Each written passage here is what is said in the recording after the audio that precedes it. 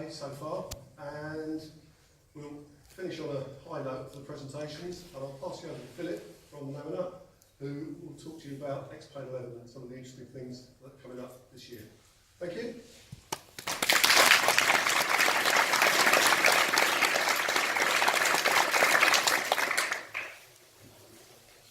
Hello everybody, my name is Philip Ringler. I've been working with Laminar Research on Xplane 11 since 2013, I think. Yeah. I'm a commercial pilot and flight instructor in my free time, so whenever I'm not programming Xplane, I teach people to fly. It's amazing to see this big of a crowd here. That's really great. I mean, I've been doing this presentation here in Cosford for like 3 years now or so. So always pleased to see so many people here.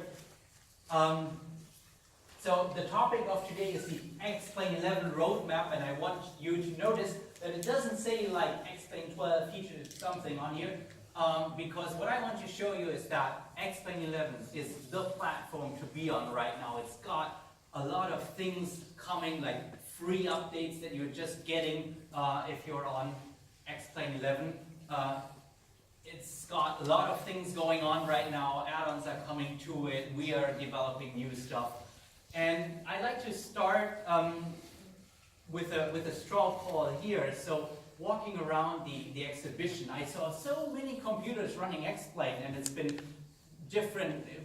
4 or 5 years ago, everyone was running FSX, and then you could find one computer that was running Xplane. And now it seems to be the other way around. So I want to ask the audience, but first, since Brexit hasn't happened yet, you're still in the European Union. So before I ask you, I need to get your consent.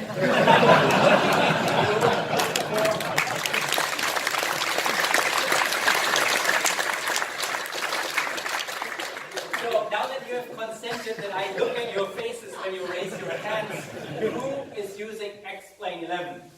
Nobody. All right. Okay. Well, it's great. It's great to see so many people using Xplane 11. So the introduction gets shorter and shorter every time, because when I do the presentation a couple of years ago, I would need to dedicate a lot of time of the presentation to explain to people what Xplane is. And right now, I guess we can keep that pretty short. So everyone knows Xplane started out as a simulator of flight physics.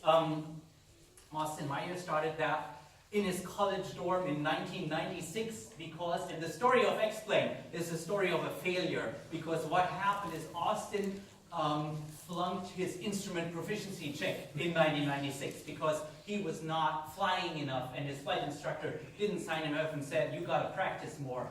And Austin was so frustrated with that the night he came home from that failed check ride, he sat down in his dorm room and started writing what would ultimately become Xplane. And those flight physics, the blade element theory, is still at the center of Xplane. It's what we do best. But over the course of Xplane's life, this one just got a few friends. With Xplane 11, it got the new user interface and the new PBR rendering engine that just allows you to create awesome 3D models, and with great textures, and with PBR they really come to life because they interact with the environment by the reflection and the clouds and everything. Then of course there's my department, the AVIONICS, that I use to teach students how to fly instruments. And then also with Xplane 11 we got this great new sound engine, Fmod. It's what all the AAA titles and all the console games use nowadays, and now with Xplane 11, with Fmod, you have the best sound engine in the industry in the simulator. So this is what you got when you originally bought Xplane the day it came out, and since then we've been adding a few more things to it. So this year we added the virtual reality headsets. Again, straw poll, who is using some kind of like Oculus or Vive, any kind of virtual reality hardware? So maybe like 20% of the audience is using VR. Okay. All right, interesting. Then we've been starting to add the landmark cities. London here, of course, but many other cities over the world we are adding now. Then of course our gateway airports, which are just growing at an incredible pace, and all the objects, the Lego brick system as we call it, that adds on to that. So this is what we deliver, but a lot of other people have jumped on the Xplane train as well. So we are happy to welcome Orbix in the world of Xplane add-on makers. So I'm sure many of you have been in their talk earlier today and see the kind of sceneries they do for Xplane. So we are happy to have those really great first-rate sceneries now. Aerosoft has been working with us since Xplane 10. So they believed in Xplane even before it was cool, and we are very, very happy about that. Then here in the UK, of course, we have Just Flight, and they have been making great aircraft. They started making really great general aviation aircraft, like the 152. Well, it's a flying lawnmower really, but I love this plane because I spend so much time in this plane, probably more time than any sane person should. Even flying around with that, it's a different kind of flying. If you only ever fly airliners, you should really try something like that. Because fun story, last week I had a 777 freighter captain come to me, to our flying club, and say, hey, I fly the 777 for a living. It's so boring. Can we do some real flying? So I got him into our flying club and I flew 152 with him. So, and you can do the same thing in Xplane, of course. So Fly Tampa has made their first scenery for Xplane Corfu. Coronado has been making Xplane add-ons aircraft also since Xplane 9. Coronado also one of them who made Xplane add-ons before it was cool. Flightsim, their classic airliners, the 737 that we showed here at our booth. Those guys are pushing the Xplane engine to the limit. So Flightsim, they put the number of light sources they put in the cockpit, in the cabin, the number of lights you can not only turn on but also dim, and you get every single light source in the cabin exactly right, and flying that at night and seeing all those lights, that's just amazing.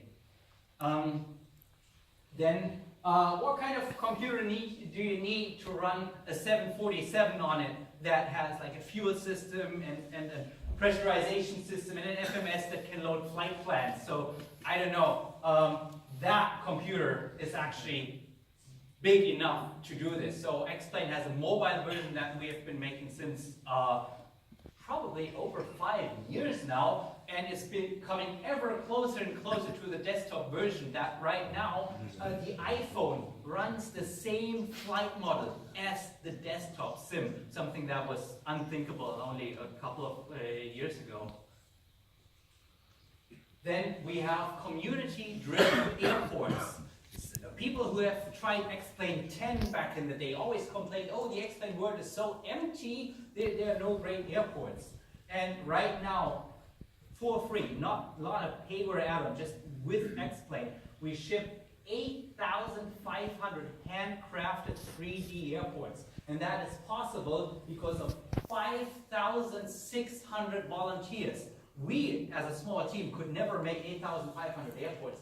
But because we give those tools to the community and the Gateway website, people have just been churning out airports at a pace that is incredible. And just with the current update with Xplane 1130, which is in beta right now, we're adding 800 new airports that just weren't there before. So wherever you are flying, even if you don't heavily invest in add-on scenery, you are going to have like a consistent airport quality, like what you see here.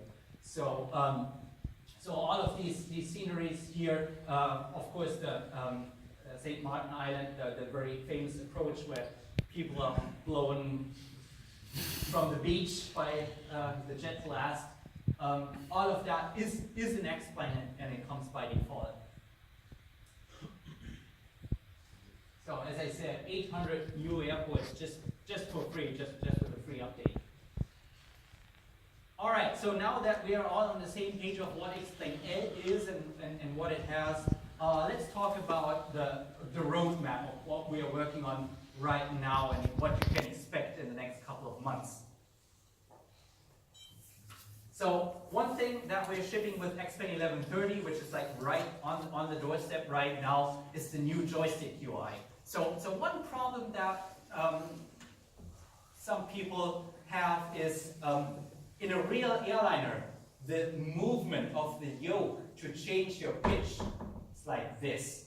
You have this range of movement to work your controls. And most desktop hardware that you can buy at a reasonable price only moves a fraction of the real travel. So most people struggle with the joystick sensitivity. And it wasn't really good to configure in Xplane 11 up until now. And what we've come up now with is a really, really flexible system that allows you to configure each axis and define a custom response curve and a dead zone and for each axis, whether it's the throttle or the pitch axis and whatever. And you have special ranges. For example, you can configure a throttle axis to have a reverser, or you can configure a turboprop throttle to have a feather range and a beta range and a reverse range and so on. And once you've done that setup, you can save it as a per airplane configuration. So you can define an ideal joystick setup that you want to use for a helicopter, or the ideal setup you want to use for a 737. Then you save it to a file. You can share that file with your friends, and in this way really get the most of your joystick and your controller hardware. We have some artwork updates in 1130 as well. For example, we have the new terminal kit. And this is an art package that gives you everything, or the scenery artists, everything they need to build. Terminal facades, the jetways, the roofs, and especially building all those custom jetways. This is something that scenery authors are really getting into right now. So for example, this is the Munich default airport as it comes out of the box with Xplane. And we are really excited for scenery authors to use that now. Then we've been adding landmark cities. Last year I talked here, we just had the first in, which was London, if I remember correctly. And we've been building onto that since then with Las Vegas and Chicago now. And in Chicago, you can really see the Xplane render engine not only works great with airplanes, but it really works great with scenery as well, because of the amazing night lighting you can do to get the feel even of the city even at night. And PBR even works on scenery. So this is not a painted on texture. This is actually a real-time rendered reflection in the beam. So, and with 1130, we are especially also improving the autogen. So we are really proud of the Xplane 11 autogen system because it is amazingly fast. So if you have a graphics card that supports instancing, which basically everything of the last 5 years now does. So if you're like GeForce 700 and later, 700, 900,000, whatever, turning up the autogen will not actually decrease your frame rate. So we make use of instancing to create those really amazing scenes. So these are not actually hand-placed, so the objects are handmade, of course, but the industrial zones are just generated by Xplane from OpenStreetMap data. And this is what you get with the default autogen out of the box. Like you get gas stations and industrial areas and gates and stuff, and we have been adding a lot of variety to the library now. So we have those different kinds of fences and all kinds of clutter you can put everywhere, like those containers and trash cans and recycling, very important.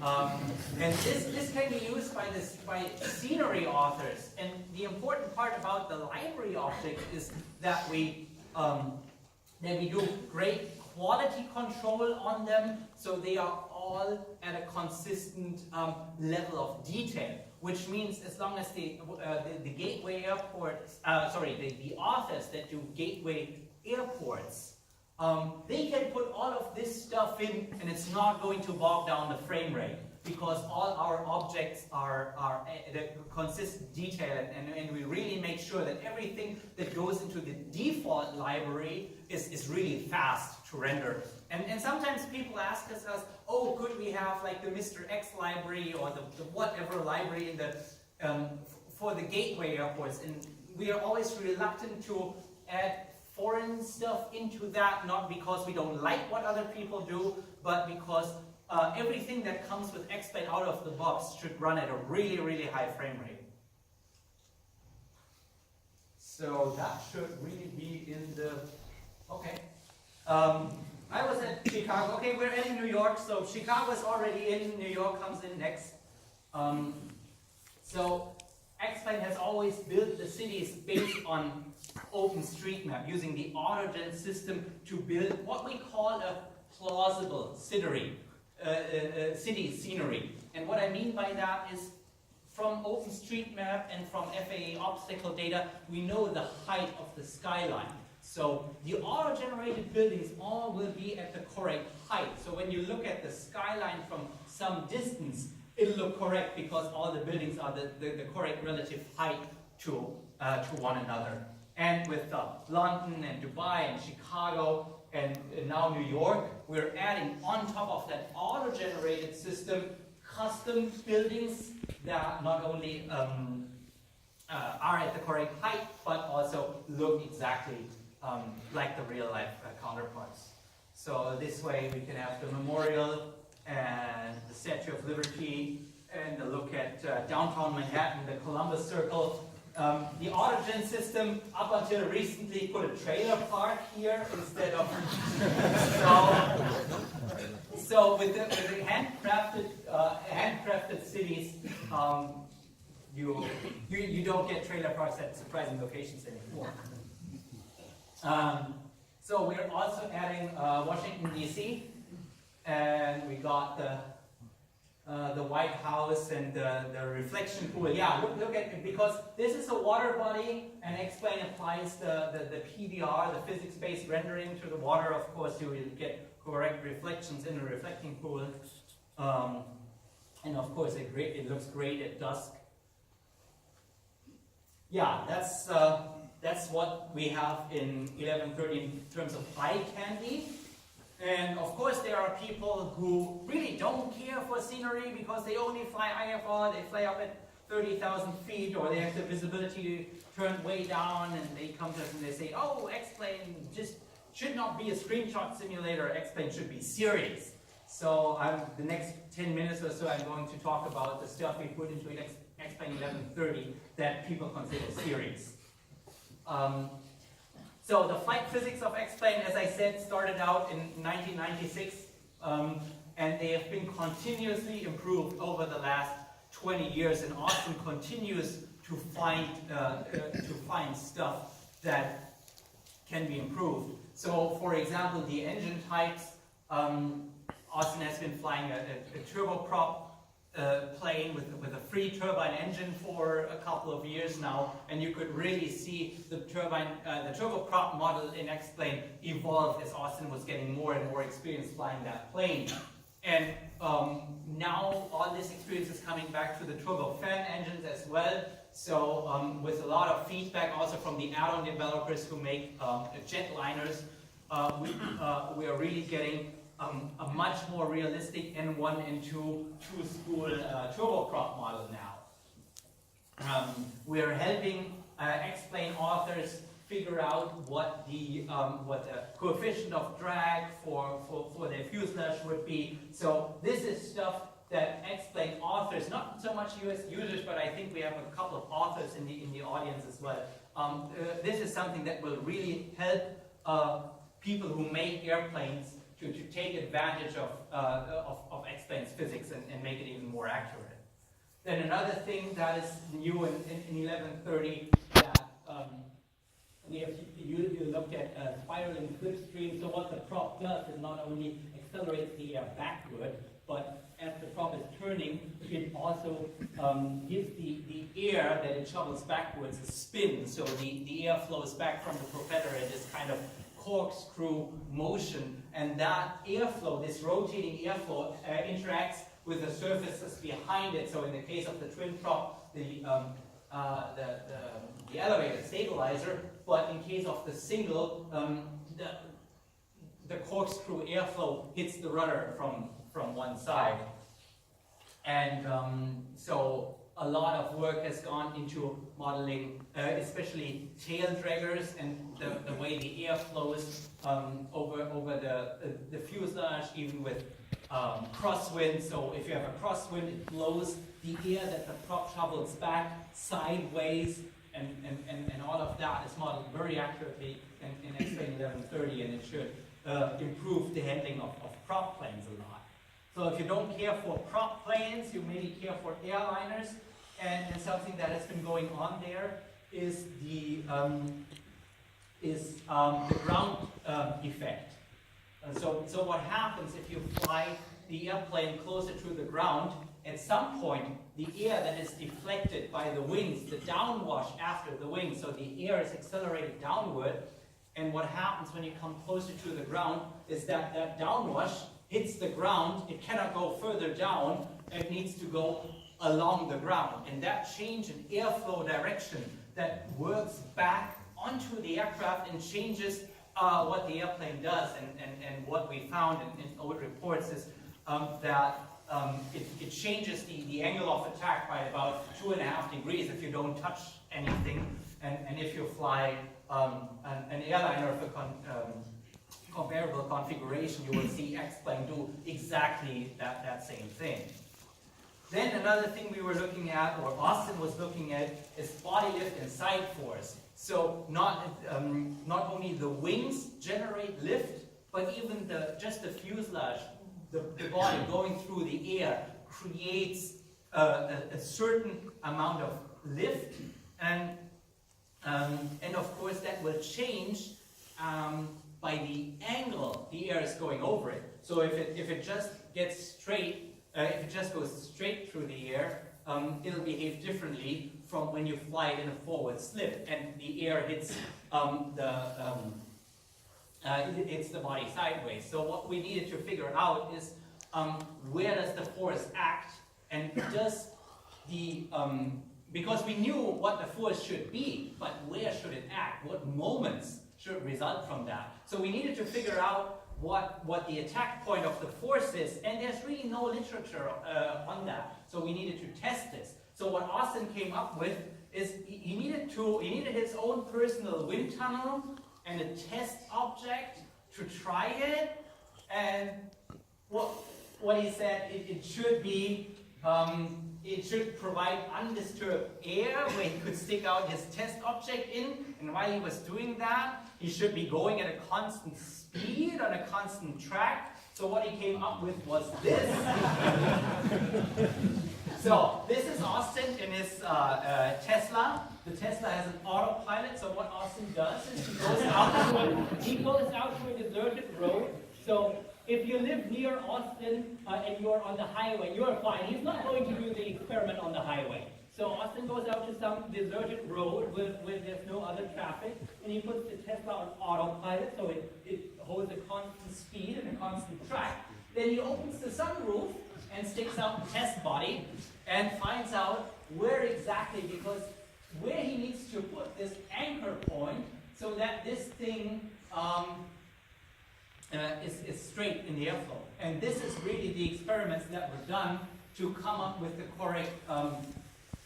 correct behavior of body lift in Xplane 1130. So as you can see, exactly as we found out experimentally, the point where the force will act is about 1/3 of the way down, and this point of attack will move backwards as you slip the plane sideways, and all of that is modeled in Xplane 1130. So whenever we change something in the flight model, we of course have the problem that add-on aircraft don't really expect that to happen. So what we have done now is we say we have a stable flight model that we keep for a certain number of versions, so example Xplane 1120 onward. And if you use a checkbox, you opt into the experimental flight model. And this is what the add-on makers can use to test the upcoming next version of the flight model and provide feedback to Austin. Because right now what happens is, after the beta is over, the add-on developers try it, and then they come up with all kinds of great things and tell it to Austin. Austin says, yeah, but you're too late, the beta is over.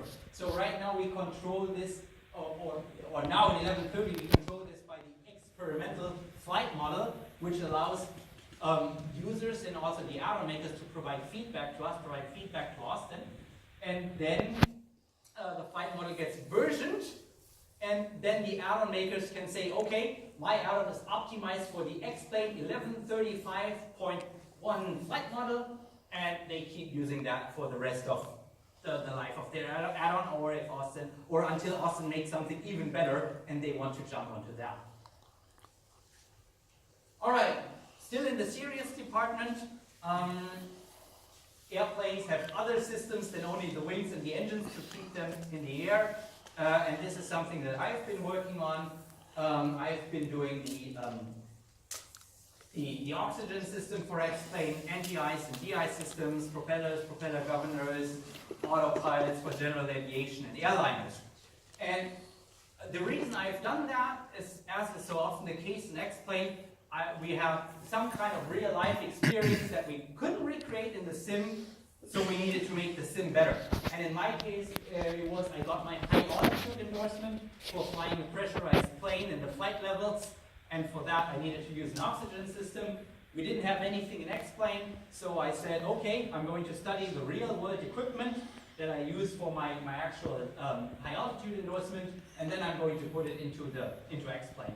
So, so with Xplane 1130, we have two different oxygen systems. We have the pressurized bottle oxygen that the crew oxygen uses, or that you use in a small plane, and we have the chemical oxygenator system that you find in the passenger planes, where you pull the mask down.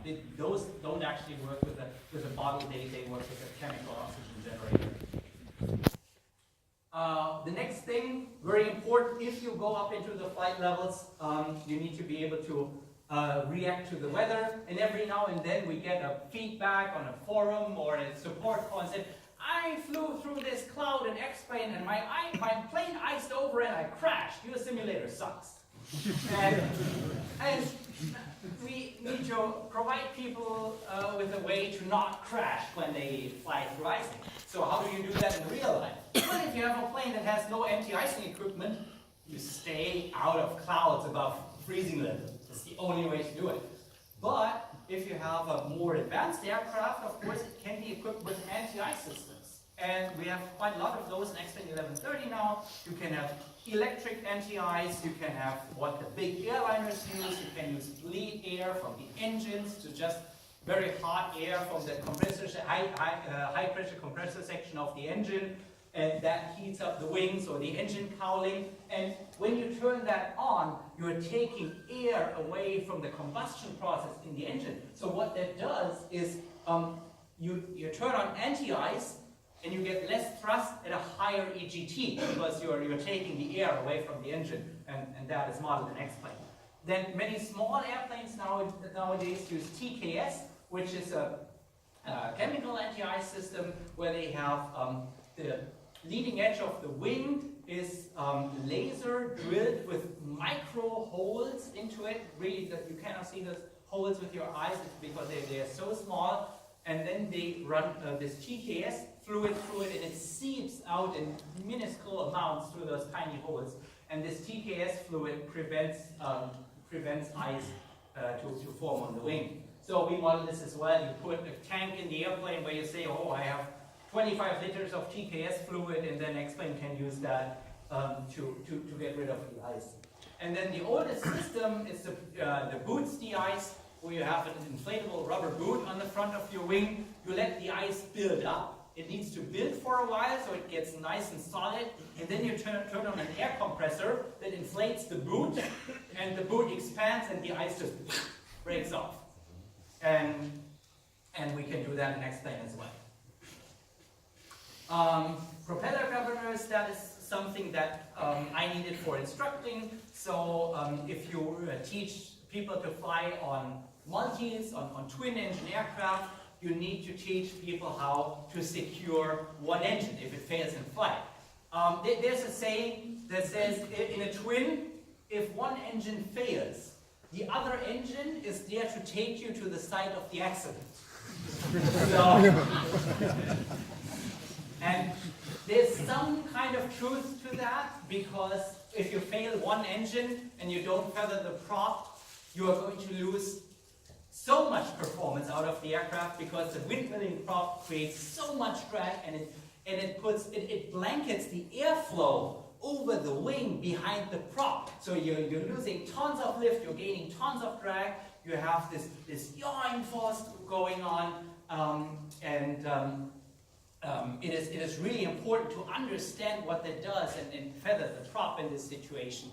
And there's many different kinds of prop setups with different governors for singles, for twins, for pistons, for turboprops, and I looked at hopefully all of them and came up with the 4 different basic systems that Xplane needs to simulate. And now you can have prop governors that fail to fine pitch, that fail to coarse pitch, those that have anti-feathering springs and those that don't, those that go into full feather, those that have auto feather that's electrically triggered, those that have auto feather that's mechanically triggered by oil pressure, and I guess all of that is in Xplane 1130 now. You can build a fixed gear turboprop engine with a start locking system and an unfeathering pump, so you can get the engine started on the ground. We have the special governors that you find on the PT6, so in the King Air you can do lots of tests now, whether the prop governor system is working correctly, and I of course use that as an instructional tool to introduce some kind of failure, and then ask my student, okay, run the tests, tell me what system has failed. Alright, we're about at half time. The next big serious thing that we put in the Xplane 1130 is this guy. So I've looked at general aviation autopilots that I fly, position-based autopilots, rate-based autopilots. The oldest one I flew was a 1971 analog Piper autopilot that I actually got to work and flew with it, and it was kind of amazing to see this analog, no microchips, no processor, nothing, technology actually fly the airplane extremely well, and I think all those different systems can now be simulated in Xplane 1130 very, very accurately. So you can have most of those popular general aviation autopilots. And then I went a little bit out of my comfort zone and I looked at the airliners. And this picture should tell you something that the autopilot can do. Who recognizes this autopilot? And we are in the right country. It's a British autopilot. Who recognizes the plane that has this autopilot? I heard it. Trident. Correct. That's the Hawker Trident autopilot. And what the Hawker Trident autopilot was the first autopilot that could do full auto land. So that's why it's on this slide, not because I modeled a Trident, no, but because I looked at the features that airline autopilots should have.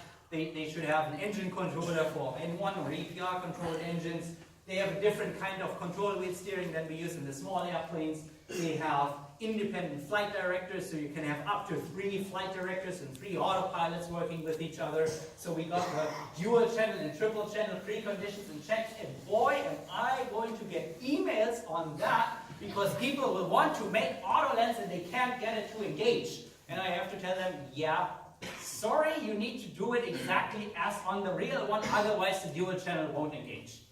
And if you manage to set up the dual channel or triple channel even correctly, so that all the checks go well, then you get flare and even rollout guidance and the 3-axis autopilot with a directional servo that can even keep your plane on the runway in a tailwind, in a crosswind, and I have a video on that I want to roll for you. So we are approaching here with 18 gusting 23, something like that, crosswind. So the wind is coming like 90 degrees from the side. I've added some turbulence for good measure. You can see the 737 has a lot of wing flags. If you do the same thing in an Airbus, of course the Airbus wing is just stiff, but in the 737 you can really see what's going on. So you can see the autopilot riding out the crosswind, and now as it flares, you will see it actuate the rudder and drop the wing into the wind, and then it touches down perfectly on the center line.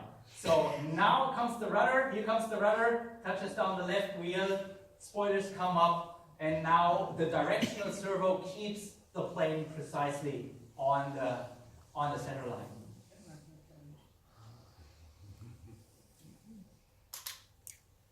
All right, yeah, then of course you can pull up the thrust reverser and slow down. All right, so now that we've covered the serious stuff, let's go back into graphics. And the next big thing that is coming here is obviously Vulkan. So Vulkan is there to solve precisely one problem, and the problem looks like this. The problem is your graphics card is down here, and there's only one guy at a time who can talk to the graphics card. And this is the problem we are trying to solve with Vulkan, in that Vulkan gives us the possibility to talk to the graphics card from more than one CPU at a time. And we have been working on this quite a while, so what people ask us all the time is, are we there yet? Can we get it yet?